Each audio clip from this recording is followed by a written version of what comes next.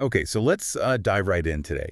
We're going way beyond those picture-perfect postcards you see and getting into something a little bit different, like straight into the heart of Durban's greenery, but not to just admire the pretty stuff. We're going to dig deep, literally down to the roots of some hidden dangers. Yeah, that's right. Dangers that are hiding in plain sight in those very trees. So whether you happen to be a homeowner in Durban, or maybe you manage property there, or even if you're just someone who's like me and finds all these hidden risks around us in everyday life, really interesting. This deep dive is definitely for you. Absolutely. So Oh, what are we doing today? What's the mission here?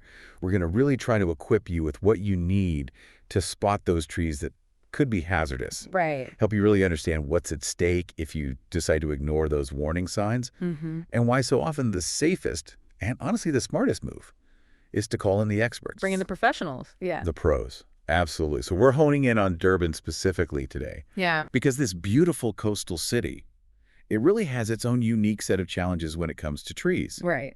You think about that warm, humid air, it gets pummeled with those heavy rains and strong winds. It creates an environment that unfortunately can make trees, well, more likely to become dangerous. Yeah, it's this kind of perfect storm of elements. Exactly. And Durban's climate is the perfect example of how something can be both a blessing and a bit of a curse. I mean, that warmth and that high humidity, they're the reason everything grows so lush and so quickly. Absolutely, it's beautiful. But it also sets the stage for issues with the stability of these trees over the long term. I mean, think about it. Constant warmth, high humidity. It's a breeding ground for things like fungal infections, which are notorious for basically eating away at the internal structure of a tree. And here's the thing. Sometimes there aren't any obvious outward signs at first. So it's not just about looking for a branch that looks a little bit off. It's deeper than that. Yeah. It could be something happening inside that we just can't see. Exactly. It's hidden decay. Right. And then you add on top of that the intense weather that Durban gets, like those torrential downpours. Oh, yeah. The soil gets completely saturated. It becomes like a sponge. Exactly. And I would imagine that makes it so much easier for trees to become unsteady, especially if their roots aren't, strong as they should be. That's exactly it. When the soil is waterlogged, the roots can't grip as effectively. It's basic physics. You take that and you combine it with these incredibly powerful coastal winds, which are basically putting this tremendous force on the tree's canopy, that's the branches and the leaves, and, well, you've got a recipe for potential disaster. I mean, we're talking branches breaking or even the whole tree being completely uprooted. Wow. And there's another factor that I find really fascinating and kind of concerning that plays into all of this. And it's something that's actually prevalent in a lot of regions, not just Durban. We're talking about invasive species. Invasive species, yes. It's a huge problem globally, and it definitely contributes to tree hazards here in Durban. You know what's interesting about these species? They often grow incredibly quickly. They do. They seem really vigorous on the surface. But a lot of times they haven't developed the same kind of deep, strong root systems Oh, right. or the same density of wood as our native Durban trees. Interesting. So they're inherently more vulnerable to those strong winds and the diseases that we've been talking about. A good example is the syringa tree. Yeah. Grows super fast, but the wood is actually quite weak. So you might have a tree that looks like it's thriving, but underneath it all, it could be a ticking time bomb. That's a great point. So we can't just rely on the obvious signs like a tree that's clearly dead or branches that have snapped off. Right. Some of these dangerous trees might still look pretty healthy. They can be really deceptive. Absolutely. So how do we unmask the danger? What are some of those clues that a tree might be hazardous that aren't so obvious? That's the million-dollar question, right? It's all about knowing what to look for, and sometimes the signs are subtle. Let's start with the trunk. Now, a slight lean that's been there for a long time, that might be natural for some trees, but if you see a lean that's new or it seems to be getting worse, that's a red flag. It could mean the root system is weakening or there's a structural problem inside the trunk itself. And here's another thing. Keep an eye on the ground at the base of the tree.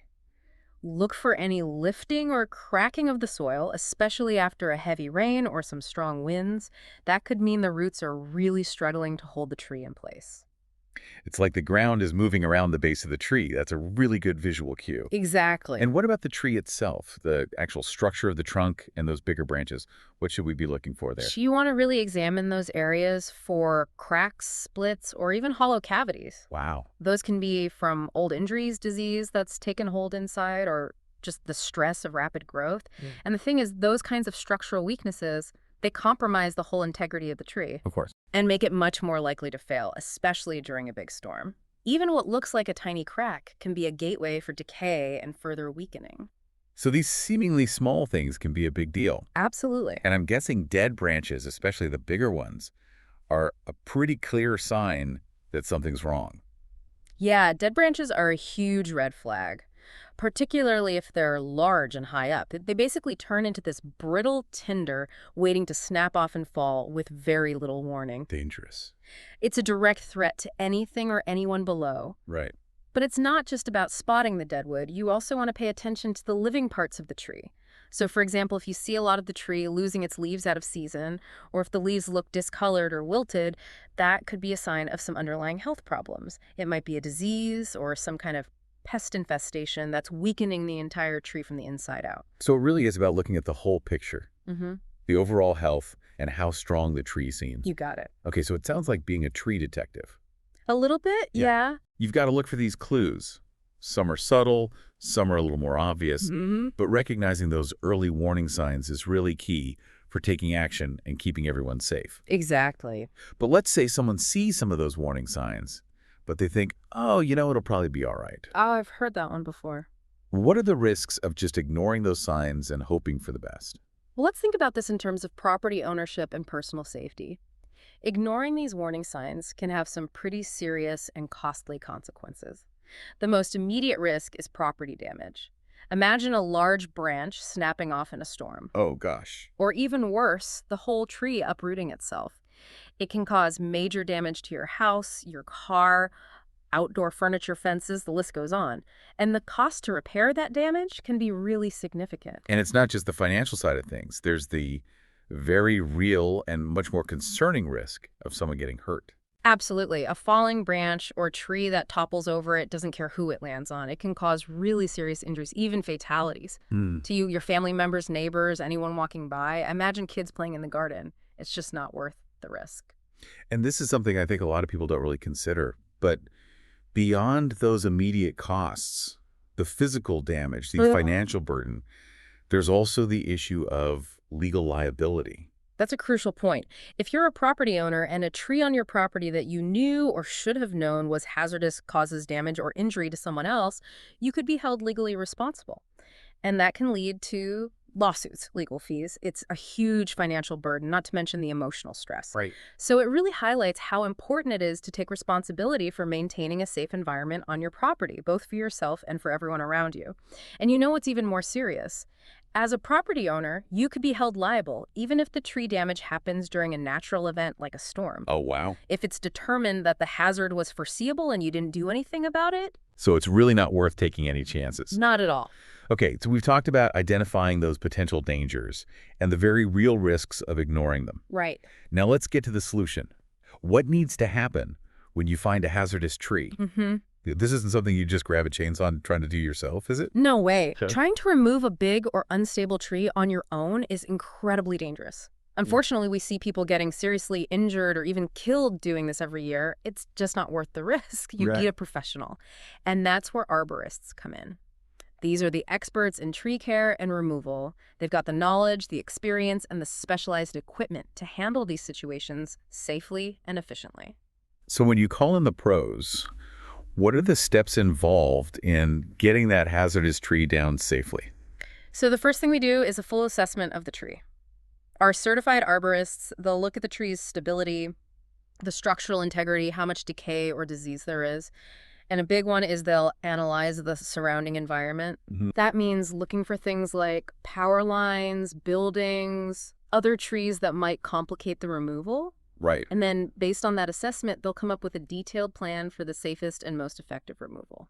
And I would imagine that plan often involves some pretty specialized equipment. Oh, yeah. Sometimes it can get pretty high-tech. It really depends on the size, the species, and the location of the tree.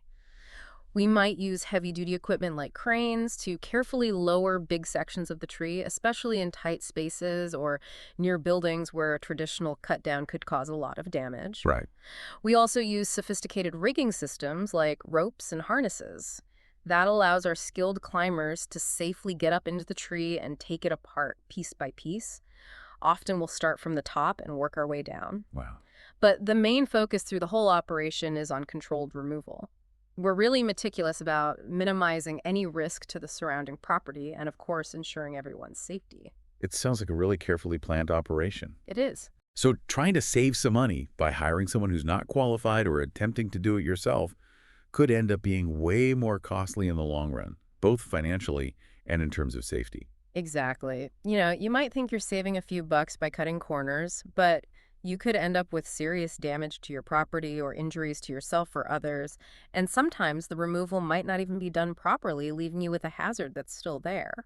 So it's worth investing in those professionals. Absolutely. Okay, so we've covered identifying those hazards and how important professional removal is. But now let's talk about prevention. What can people listening do to keep their trees healthy and prevent them from becoming hazardous in the first place?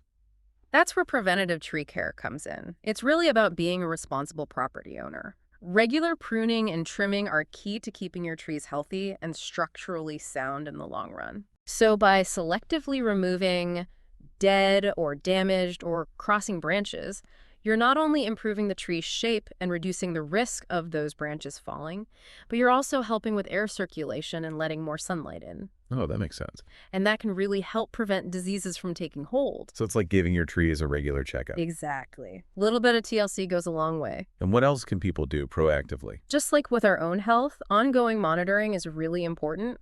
Get into the habit of checking your trees regularly. Look for any of those early warning signs that we talked about earlier, the diseases, pest infestations, structural weaknesses. The sooner you catch those problems, the easier and less invasive the treatment options are going to be. Right. You can stop a small issue from turning into a major hazard. Oh, and here's another tip you might not think of. Get your soil tested every now and then. Yeah. Nutrient deficiencies in the soil can actually weaken a tree over time and make it more vulnerable to disease and structural problems. So getting those deficiencies sorted out can make a big difference in your tree's health and resilience. That's something I wouldn't have thought of. Yeah. And I suppose the type of tree you plant and where you plant it also plays a big role in the long run. Absolutely. Choosing tree species that are well suited to Durban's climate soil and the space you have is crucial. Make sure they have enough room to grow to their full size without interfering with buildings, power lines, or other structures. Always think about how big that tree is going to get before you plant it. That makes sense. In the end, consistent proactive care isn't just about making your garden look pretty. It's an investment in the long-term safety and health of your whole property. To really bring all this to life, do you have a real-world example you can share with us? A case study of a dangerous tree removal project here in Durban. Oh yeah, I've got a good one. I remember this case in a residential neighborhood here in Durban. There was this massive old tree. I think it was an invasive camphor tree, and it had developed a really bad lean right towards the homeowner's house. Oh, no. The homeowner luckily noticed it was tilting more and more, so they called us in for an assessment. Our arborist team went out there, did a full inspection, and they found that not only was the tree leaning dangerously, but there was also a lot of internal decay in the trunk that you couldn't even see from the outside. So the risk of that tree falling on the house, especially during one of Durban's strong storms, was extremely high. That sounds like a really scary situation. Yeah. How did you even approach removing a tree like that? So because of the size of the tree, how unstable it was, and how close it was to the house, we knew that just cutting it down the usual way was far too risky. We had to bring in some heavy equipment, a big crane to carefully dismantle the tree piece by piece. Wow. We had skilled climbers with their ropes and harnesses working from the top down. They removed branches and sections of the trunk in a very specific order. It was a complex job that took a lot of planning and very precise execution to make sure that the property, our team, and the surrounding area were all safe. So what happened in the end? What was the outcome for the homeowner? Well, the most important thing was that we were able to completely remove that threat to their property. That gave the homeowner huge peace of mind. And this particular homeowner really loved having a green garden. So after we took down that hazardous camphor tree, our team helped them choose some suitable native trees that would thrive in their garden and wouldn't pose as much of a risk in the future. Then we helped them plant a new tree in a safer spot on their property. That's great. So it really shows how important professional assessment is, the need for specialized techniques when you're dealing with these high-risk removals, and the positive outcomes you can achieve, not just in preventing disaster, but also in creating a safer and healthier landscape. That's a great example.